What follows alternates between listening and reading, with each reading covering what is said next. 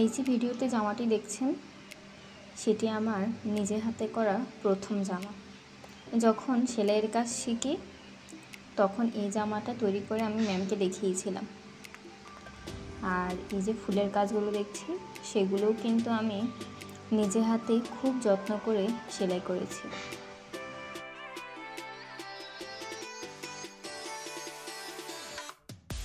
আর নিজে হাতে কোনো কিছু করার কী যে আনন্দ আর অনুভূতি শুধু তারাই জানবে যারা নিজের কাজ নিয়ে খুবই আগ্রহী এবং পরিশ্রমী।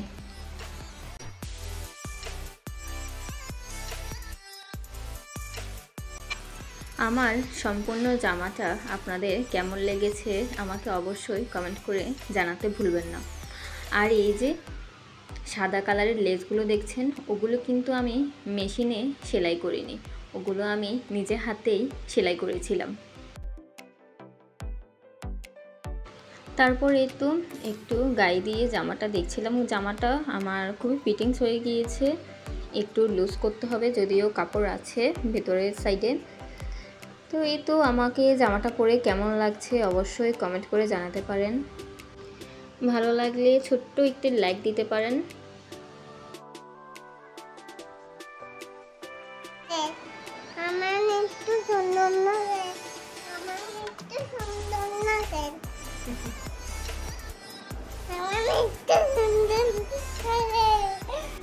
এদিকে আমি আপনাদেরকে জামাটা পরে আমাকে কেমন লাগছে দেখানোর চেষ্টা করেছিলাম, আর আমার ছোট্ট সোনামণি দেখে দুষ্টামি শুরু করে দিলাম। এই তো এরপর চেঞ্জ করে নিলাম। আর এদিকে আমার হাতে ছোট্ট ছোট্ট জামা প্যান্টগুলো দেখছেন, বলেছিলাম গত একটা ব্লগে এই আমাদের ফ্ল্যাটের 3 তলার একজন আপুর সাথে পরিচয় হয়েছিল, ওনাদের বাসায় গিয়েছিলাম, ওনার মেয়ের জামা প্যান্ট ওগুলো দিয়ে আসতে যাচ্ছিলাম।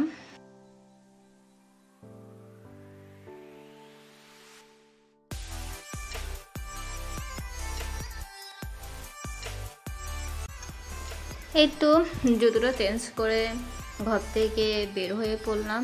তারপর এদিকে একটু চেক করে নিয়েছিলাম ঠিকমতো তালাটা মেরেছি কিনা আমি। এদিকে আমরা যাব 3 তলায়, আর আমার সোনাইটা উপরের দিকে ছাদের দিকে উঠে যাচ্ছে। ও মনে করছে আমরা হয়তো ছাদে যাব ঘুরতে, তো আর কি, তো একটু করে ছাদে চলে গেলাম। অনেক দিন যাওয়া হয় না ছাদে। আমাদের ছাদটা না বিশাল বিশাল বড়। আর এদিকে দুপুর বলতে বিকালই সবার জামা কাপড় শুকাতে দিয়েছে। এদিকে আজকে ভাবলাম যেহেতু ছাদে এসেছি তো আমাদের ছাদ বাগানের সাথে আপনাদেরকে একটু পরিচয় করে দিই, যদিও এগুলো কোনোটাই আমার না, যেহেতু এই বাসায় থাকি তাই আমাদের বলছি আর কি। এদিকে অনেকগুলো গাছপালা অনেক কিছু আছে, অনেক রকমের গাছ। আমি তো পুরো ছাদটা দেখাতেও পারিনি, শুধু এক সাইডটা দেখিয়েছি আজকের ভিডিওতে। এদিকে সোলার মেশিন আছে, জানি না কার বাসার। ওইদিকে ওই যে দেখা যাচ্ছে সুন্দর একটি মসজিদ, এরকম মসজিদ আমাদের এখানে অনেকগুলো আছে।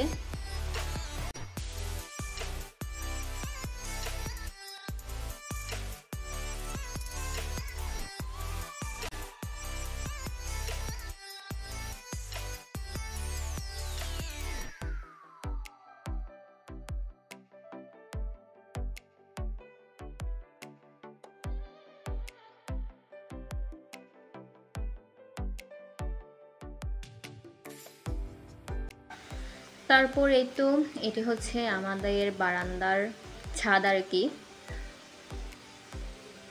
যে বারান্দা থেকে আমার অসংখ্য ভিডিও আছে, সেই বারান্দার ছাদ এটি। তারপর এই তো আমার জানালা থেকে দেখা যায় যে পুকুরটি, এটি হচ্ছে সেই পুকুর। আর ওই যে তাল গাছের মধ্যে অসংখ্য বাবুই পাখির বাসা, সারাদিনই কিচিরমিচির শব্দ শোনা যায় এই বাবু পাখির। প্রচণ্ড রোদ আর গরম ছিল ছাদে, তাই আর বেশি দেরি করলাম না, ছাদে কতক্ষণ ঘোরাফেরা করে নিচে নেমে পড়লাম।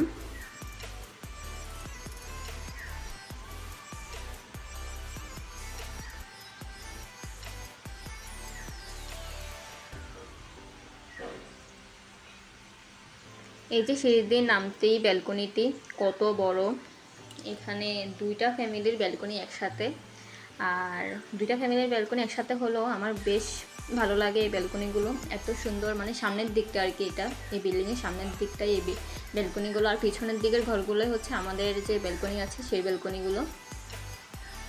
এই তো এখন আমরা যার বাসায় যাব তার ব্যালকনি হচ্ছে এটা। এই দোলনাটা আমার ভীষণ প্রিয়, ভীষণ ভালো লাগে। এই দোলনাটা প্রায় 100 কেজি ওয়েটের উপরে নিতে পারে। তারপরে এই তো আসলাম, এসে কিছুক্ষণ বসলাম। আর ওর নাম হচ্ছে আয়দা, খুবই কিউট একটি মেয়ে। এসে খেলা করছিল, বলছিল আন্টি একটু বেলুন ফুলিয়ে দাও, আন্টি একটু বেলুন ফুলিয়ে দাও, দুষ্টুমি করেছিল। ওই যে আমরা ছোটোবেলায় শ্যাম্পু দিয়ে বেলুন ফুলাতাম না, ওরকম আর কি, চিনবেনও হয়তো ওগুলো আপনারা। তারপরে এই তো একটু বেলুন টেলুন ফোলাচ্ছিলাম, এদিকে আমার ছোট্ট সোনাটা খেলছিল, একটু দুষ্টুমি করছিলাম। তারপর কিছুক্ষণ বসে চলে গেলাম ব্যালকনিতে। এই যে উপর থেকে আমরা এই ব্যালকনিতে দেখেছিলাম। এটা হচ্ছে বাড়ির সামনের সাইড, ওই যে দেখা যাচ্ছে গেট। বাড়ির উঠানটা কিন্তু বেশ বড়, আর বিল্ডিংগুলো একটু পুরনো। চারিদিকে মানে গাছপালায় সবুজে সবুজে ভরা, প্রকৃতির সৌন্দর্যে ভরা। তারপরে তো বাচ্চাদের মতো বসে পড়লাম দোলনাটিতে, একটু দোল খাচ্ছিলাম। অনেক অনেক দিন পর একটু দোল খাচ্ছিলাম, ভীষণ ভালো লাগছিল।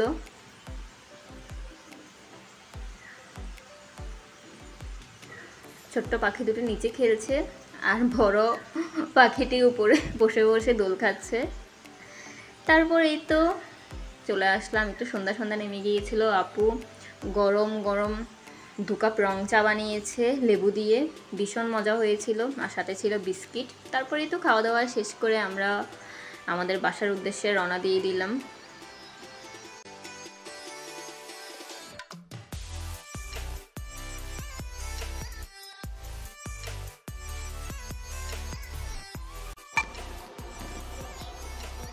তারপরেই তো বাসায় ঢুকে জুতো চেঞ্জ করে আমার ব্যালকনির দিকে রওনা দিলাম। ব্যালকনিতে অনেকগুলো জামা কাপড় শুকোতে দিয়েছিলাম, সেগুলো নিয়ে এসেছিলাম আর কি।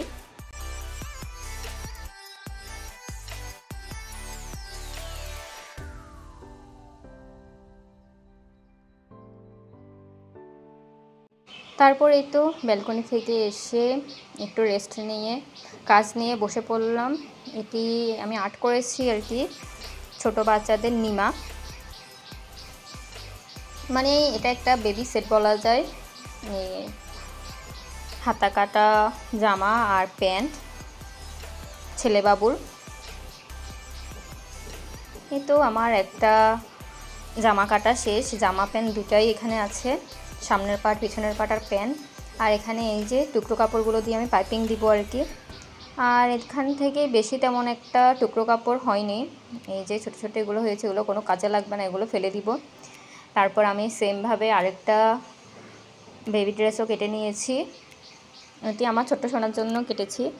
আর দুটো জামার সাইজ যেহেতু একই, এই জন্য আগে যেটা কেটেছি সেটা তো অনেক মেজারমেন্ট করে কেটেছি, আর পরেরটা আমি একটার উপর একটা রেখেই কেটে ফেলেছি। আর এত গরম কী যে বলবো, এই জন্য সবসময় জানালা বারান্দার দরজা খোলা থাকে আমাদের। তারপরে তো রাত হয়ে গেল, রাতে ডিনার টিনার শেষে একটু নারকেল খাচ্ছিলাম। আর এই যে এই ভিউটা দেখুন, রাতে এত জোরে জোরে বিজলি চমকাচ্ছিল যে কি বলবো, এত ভয়ঙ্কর লাগছিল। পুরো অন্ধকার, অন্ধকারের মধ্যে হঠাৎ হঠাৎ করেই বারান্দায় এবং লাইট জ্বলে উঠছিল। যদি আমি একা থাকতাম তখন আমার অবস্থা যে কী হতো সেটা একমাত্র ভগবানই জানে। যাই হোক, আজকের মতো এখানে, সবাই অনেক অনেক ভালো থাকবেন, সুস্থ থাকবেন। আমার আজকের এত বড় লং একটা ভিডিও দেখার জন্য সবাইকে অসংখ্য অসংখ্য ধন্যবাদ। আর প্লিজ সবাই আমার চ্যানেলটা একটু সাবস্ক্রাইব করবেন, আমার সাবস্ক্রাইবার বাড়ছে না, একদমই ডাউন হয়ে গিয়েছে সাবস্ক্রাইবারের অবস্থা। আর প্লিজ একটু লাইক, একটা কমেন্ট করতে ভুলবেন না। তো আজকের মতো এখানেই বাই।